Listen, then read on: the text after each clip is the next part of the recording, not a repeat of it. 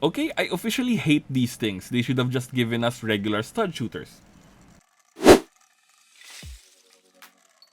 Hello LEGO fans and welcome to Brick Score. Today we are looking at another newly released kit. And it's Boba Fett Starship Microfighter. Retails for $9.99 USD or around 700 pesos here in the Philippines. I love the Microfighter's line. It may not always look like the ship it's named after, but it's always a fun build, and this looks to be no exception. Let's take a closer look.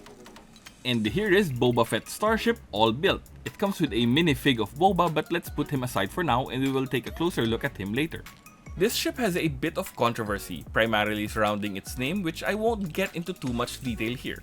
It was originally called the Slave 1 ship, and in the Disney Plus shows, Fett refers to this ship as the Fire Spray Gunship, which isn't actually a name but rather the classification of this particular ship, a Fire Spray 31 class patrol and attack craft. LEGO sidesteps this altogether by calling it Boba Fett Starship, simple and safe and no one gets cancelled. I've always found this ship's design confusing. It parks this way, but then it flies vertically like this. Does Boba sit on his captain's chair face up like this, like he is laying in his bed?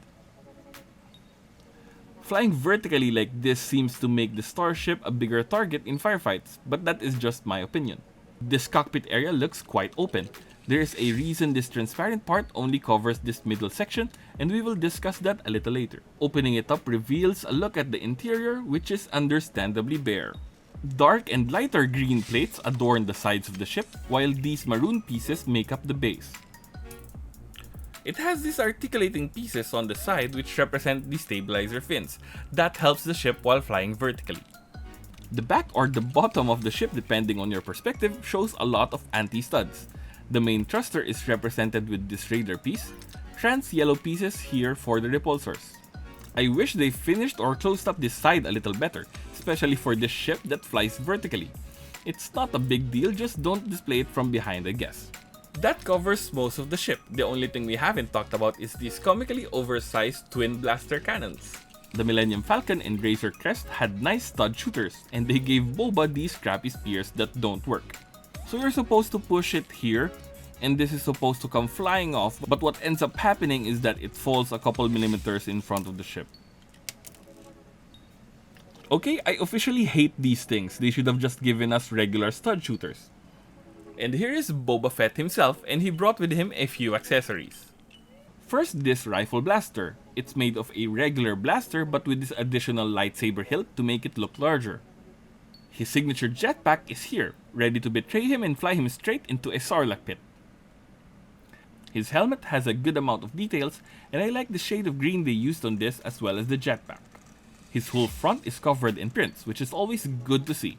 From his torso down to his belt, the print continues down to the legs and even the foot of the minifig. He has prints on his arms and even a Mythosaur sigil on the left side. The back of his torso also has prints that you can see if you remove his jetpack.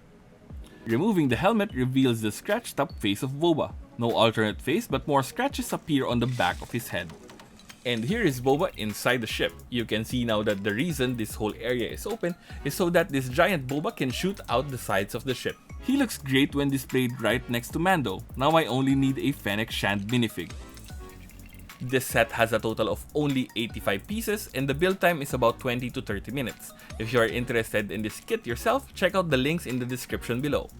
And if you like this review of Boba Fett Starship, why don't you check out this video of my review of the Microfighter's Millennium Falcon.